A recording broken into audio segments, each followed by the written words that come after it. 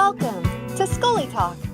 Hi, this is Marcy Coons, and I am here at ScoliSMART, Wisconsin with Dr. Brian Dovorany. And he has agreed to let me interview him today. He's very brave. I am. He doesn't even have any idea what I'm going to ask him, so let's see how Ambush. this goes. Exactly. So, this treatment makes so much sense to me. However, when it comes to the standard of care, this type of treatment definitely is not presented to patients by an orthopedic doctor, most orthopedic doctors. So why do you think that is? The number one reason is the orthopedics don't know about it. You know, I mean, they live in a world of surgical, type mentality. They study surgery. They take courses on surgery techniques and all that stuff. So you're really dealing with a gatekeeper to the condition that doesn't treat the condition until it's at its very worst. Mm-hmm. So they know in their head basically how they want to approach it if it gets to a certain level. But really they don't do bracing. They prescribe it. And they don't really do conservative care. So they don't read about stuff and know about new research or new techniques or new therapies that are out there. They're just going with, hey, this is what I learned, this is what I'm going to do. Yeah. But it really just doesn't make a lot of sense to me to treat a curve when it's at its worst instead of when it's at its smallest. Right, and therein lies the problem. You're dealing with, first of all, you're dealing with a scenario of observation only, which isn't treatment.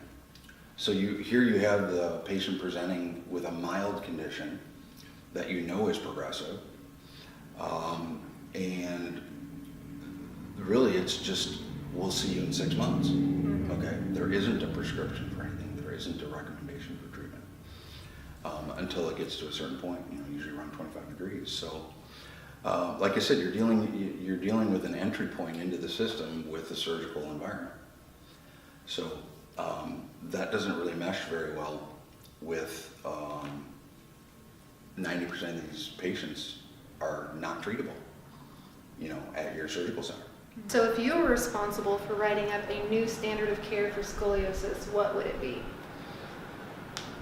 Wow, that's a great question. I think, it's hard for me because I have insight and I have information that the public doesn't have yet in regards to genetics. Right. So I think really the standard of care is going to change. It's not going to be about what do we do with a 25 or 35 degree curve. It's going to be about how do we find out whether or not they're going to get a curve. Okay? Mm-hmm. And we're going to have the capacity to do that with genetics.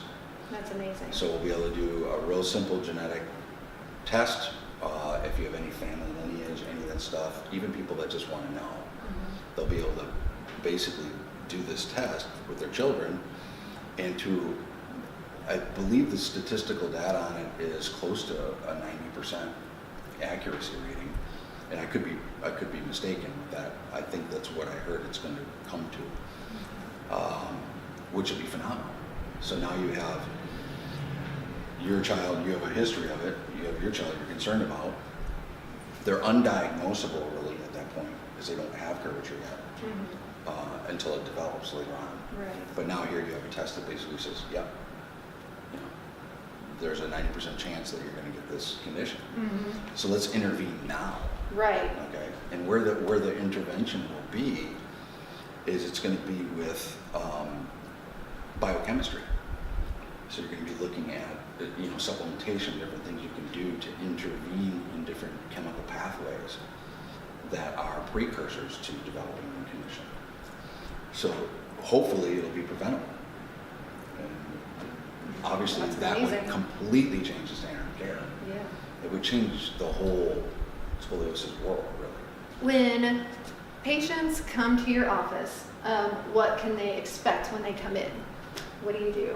I would say that, that's interesting because the majority of my patients that are coming into ScoliSMART Wisconsin are West Coast. So I have about 60% of my patient base is really coming in from California and Colorado and different western states. So you have an environment where the parents don't know you, they've never been here, different city. Some people have never even traveled, they've never even flown on a plane. You know, so it's a big deal. So there's a lot of nervousness and kind of anxiety. They don't know us, they don't know our staff, they don't know the clinic environment. So really, what we try to do right away is make them comfortable. Engage in conversation, friendly environment, non-stressful. Check-in mornings are very laid back and slow-paced. I give a lot of information to parents right off the bat because they have misinformation. All right, so I have to re-educate them about the condition to kind of remove some of these paradigms that are developed from their appointments and obviously the online, stuff. And they've probably seen other You're outcomes. going all over the place and you're getting opinions from everybody and everyone's got their 2 cents on this thing. So I just like to clear the air with them and give them factual evidence-based data about the condition, get to kind of know the personality of the kid right away, and really keep it relaxed, but very informative and not at a level that you're talking up here. You want to bring it down to that level where they are comprehending it in their heads going like this, and I get that makes sense, kind of a thing. After that, then really I kind of just go over the case with the parents and kind of talk about what we're going to do at camp. Step 1, step 2, step 3, this is what we're going to do, this is my expectations of what I want to see and why the kid's here. I think people have a kind of the wrong idea of what camp is. Camp is a training environment. Okay. My job in 5-day camp is to make sure that by Friday, starting on Monday, that their child knows self-application to take what they've learned home and do it exactly like they're doing it here. Fitting of equipment, training them on position and everything that they're doing, the suit, and the response training equipment. Making it so that it's a seamless transition from Wisconsin to wherever they're going. And camp is not about treatment, it's more of an environment of education and training, and making them comfortable with everything. And really what's cool is because we do a lot of training, and the kids basically learn self-application, they actually feel change pretty quickly, within days. They can tell that the rib hump's different, or their hip shift is different, or their pain's gone, they're taller, all that stuff. They get that immediate stimulus, which totally motivates them. Exactly. It empowers them, And a lot of the kids have a lot of fun. They meet other kids. You see them pair up all the time, and they're like, on social media after camp, talking to each other, parents as well. Kind of a community. Yeah. And that's all we do here, so there isn't anybody in this place that isn't dealing with scoliosis. Right. So you don't have other patients that are here with back pain or a disc or whatever. It's just all scoliosis patients. That's great. But for the most part, it's basically just getting them completely relaxed and comfortable, familiar, with our staff and our clinic, so that they can feel good. And then we always keep it very systematic and very routine, so not to surprise them and change it up. It's a consistency. So they're like, oh yeah, I did this before. And pretty soon they're just like, whatever. Yeah. That's really the environment we're trying to get. And it's not painful, it doesn't hurt, it's not stressful on them. Boot camp's kind of a word where you associate, you're sweating and, Right. No, it's not like that at all. It's really easy. And like I said, keep it light and friendly and have a good time with it. Yeah. You get an explanation of some of the stuff that you do. So you have people balance on these Bosu balls, right? You have poles up here. So what is this all about? Well, the way that response training works is the most important aspect of it when we were first developing it And that was quite a while ago, back about 2008, 9. One of the things that wasn't used that I brought into the mix was basically destabilization of the patient. So this is to get their body essentially in an environment of instability, so that they have to work muscles automatically. Everything is going towards gravity when you're on something that's an unstable surface. So you can't lean off to the side on these things, or everything just goes right to that midline. So that's the first thing we do, is we get them trained on balancing. And if a patient can't balance well, they can't use the equipment well. So we don't even use equipment, sometimes day one, but the whole morning basically is just balancing. Okay. And getting them used to it. So they don't get the cantilever right away? Nope. It's just balancing? They're just balancing, like Okay. you are right now, and you're not very good at it, I can tell. Hey, I just needed help. I did a segment. And obviously I just put these in here for something to grab onto. We have that right in front. If you have that visual where you know if something is off, you can grab. It's just a safety net. Okay. All right. Yeah. We instruct them on how to get up and down off of these, because it's not as easy as you think. You have to go to the center with one leg and up and down, so you're not falling like Melissa and I did today. That's why I smiled. Yeah, I almost took her out. Obviously, I don't go on the balance trainers very often. Follow my own instruction.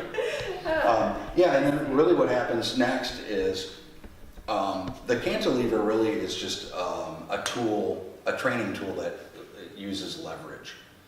So you're just drawing the center of gravity of the body off to one side, so that the body has to then react back to maintain stability. Mm-hmm. And the very unique thing about it is that reaction back to stability is very corrective to a scoliosis patient. So you're getting a lot of lengthening and derotation of the spine. At the same time, you're getting tremendous muscle activity, because they're literally in a balanced environment and doing a centering so that they don't wipe out, essentially. So you have this mechanism that kicks in. It's protective, and it's very involuntary. They don't have to think about it, their body just knows. Mm-hmm. I always the example of the cat, you let go of a cat upside down, it flips automatically before it's around. Yeah. That's just a built-in mechanism that we tap into with spine training, and it's something that we have to basically build on. So we start with balance, and we start with the cantilever, then we start with a little bit of weight, and then we start with position. We start with positional hold, and then we move more weight, and then basically I test the equipment. So the two things that I'm going to look at is essentially curve flexibility. What is the resistance of their spine to actually going to normal? Mm-hmm. And I can see that on an x-ray with the gear, because the spine's elongating and going against the curve, and it'll run into a barrier at some point. And I want to know where that barrier is. Gotcha. Because that's what I want to go up against and then have them work against that barrier when they're training. And it's pretty consistent. The mechanisms of the cantilever, torso trainer, whatever you want to call it, essentially is only changes in width, weight that we use, and then the height of the side pad that grabs the rib cage. Obviously, a bigger person is going to have a larger pad, just like the suit, comes in different sizes. Mm-hmm. That's about it. Really, I want to just make sure that I'm getting them to a point that is the most effective that they can be at, when they're here again. So I'm kind of the one behind the scenes measuring that and checking it out. You're getting it all I'm figuring it out. Because when they go home, they're going to be doing this. Right. And then over time to change muscle memory, correct? Exactly. So done repetitively, essentially what you're doing is you're creating adaptation or what's referred to in neurology as a long-term adaptive strategy to something. So you're getting a signal over and over and over and over. Eventually the body just basically adapts to it. The minute it's there, it's happening. And pretty soon after 3, 4, 5, 6 months, the spinal system it essentially reprograms as it lets go, and the curve kind of uncoils and lengthens. Once it lets go, it doesn't need training because it already has the anti-gravity system right there with it the whole time it's letting go. Mm-hmm. You're training it basically to keep it in a better position. I think one of the things too I would like to mention is that one of the misunderstandings about a boot camp is the first day of camp and the 5th day of camp or the 10th day of camp, I was at 30 versus 40, you know, so I was at 30 when I left. No, you're still at 40, okay? It's one of the biggest misconceptions I see is that you see that number is for the doctor to look to make sure that when they do a training session, essentially their spine has a short-term adaptation to it. It's responsive. So is it showing like potential for correction? Somewhat, yes. But really all I want to know is it responding? Right, okay. Okay, so if I have a patient that has a 40-degree curvature and it's, you know, rigid and locked down, and they train and it lengthens and comes out of that, I want to know when they're done training, does it go right back into that 40 and lock back down again? Okay, mm-hmm. Or is it basically sustaining a length change, a differential? That's all I want to know. The number doesn't mean anything. Okay? It just tells me yes or no. Gotcha. Is it responsive or not? Most important aspect. So when somebody sees a 40 and then after training it's at a 30, it's not a 30 now. It's just responsive to that short-term training effect. And the before and after is 3-4 months down the road. So you take day 1 of camp as your pre-film. Mm-hmm. Your post-film is 3 months, 4 months, all the way up to 6 months later. That's your before and after. Because that's when they have actually created permanency. Right. You know, so you're getting apples to apples. If their spine comes in at 30, 4 months later, and it was at 40, it's 30. All right, it's there, it's stable, it's at 30. That's why it's so important for them to continue their exercises at home. Well, there's no point in doing a camp if the kid is not going to do a daily. Mm-hmm. I mean, we give them a very regimented. You know, we have exercise logs and everything. It's daily. It's 2-3 times a day, 20 minutes each in training. And then the suit isn't a brace, it's a workout. Yeah. So that band on there, this is a torque converter, okay? So this has tension to it, and when this is attached with a decent amount of tension to it, what it's doing is it's pulling the body into a position. So now when I walk, my body will self-correct. I'm not going to walk like this. My body will torque back to center. And that little response, again, response training with the movement of the body is corrective to curvature. It's an uncoiling of basically the thoracolumbar spine through here, where you get a lot of rotation in scoliosis patients. So it's a great tool, like untwisting the rubber band, it starts to lengthen and get softer, more flexible. So everything improves when you get rotation. Mm-hmm. Yeah, so this is a great workout. So I tell my kids basically that when you're using the tension band, it's like a workout, 20-30 minutes, okay, at a time. And then you got to get that tension in off, or otherwise you'll fatigue out. Especially when they're kids and they're younger and they're just starting it. Adults that have been wearing it for 6 months, a year, 2 years, or whatever, their body can handle that all day. And a lot of times you don't even have your tension band all the way at that maximum pull. Right. Because it gets annoying if it's there all the time. Right. Yeah, you're just like fatiguing out. Exactly. Yeah, so it is a workout. For sure. And it has a very good stationary function for certain curve patterns. So when they're doing homework and stuff like that, so there, the seat is great because it doesn't have vertical hold ability. So it's not supporting them against gravity like a brace does. All right? A brace actually has a vertical hold to it. You can relax in the brace and it holds the body up. And that deconditions muscle and takes away muscle function. The suit doesn't do that because it's basically a sling this way, which we don't use muscles this way.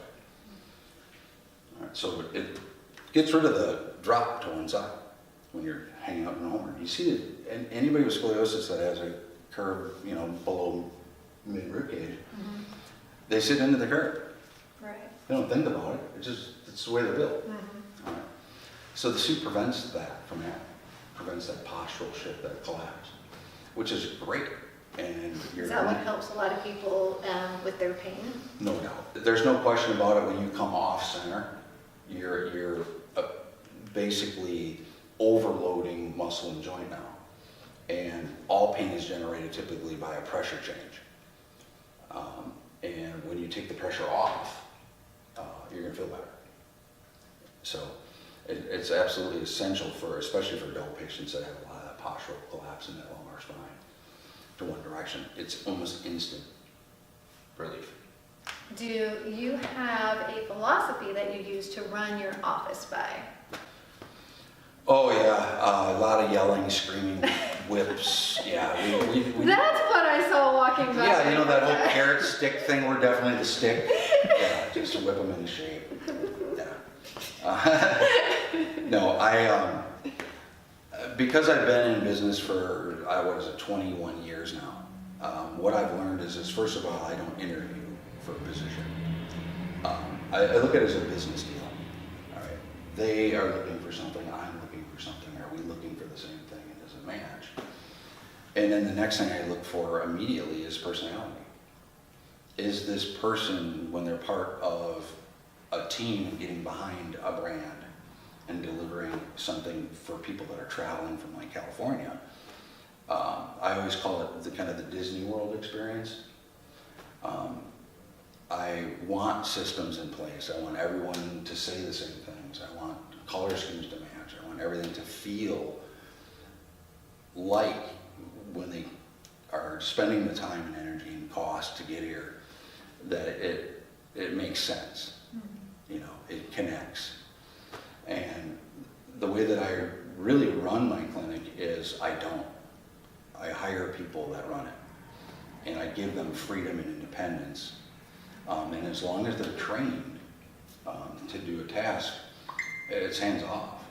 You know? And I also always had a philosophy too with my staff that if they are working within a system that they got trained on, that they can improve it, you don't need to ask me. If you can make it better and you know how to make it better, make it better. The nice thing too about Wisconsin is that they're licensed. So my staff that works with patients have to have their own licenses for rehab, for x-ray, and we pay for all their schooling and certifications and all that stuff. And the other thing is fun. Yeah. You gotta have fun. Yeah. I don't want to work with Debbie Downer. No thanks. You know. And none of this. On your phone all day. No. Yeah.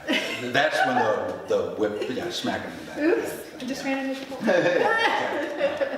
pole. Same with the kids. When we're doing camp, they're doing training and stuff. There's no phones. We used to have media and screens and TVs and all that. Oh yeah, they are gone. We got rid of all that stuff. Because it really affects the way that they're responding and reacting to the training equipment. We were seeing some really odd stuff where the head positions were trying to get to the screen and I was like mesmerized. And then you can't instruct them and talk to them. It's just like, wow, you know, those things are so addictive. And so we get rid of the phones and all that stuff. So they have to leave their phones over there? They can bring it on some of the passive equipment where they're not training. They can use their phones for music or whatever they want to do. Most of them are pretty much texting or on social media. All right, so let's get to know Dr. Dovorany a little bit, all right? So you know if you come here who you're going to be dealing with, all right? Yep. All right, so what is your favorite hobby?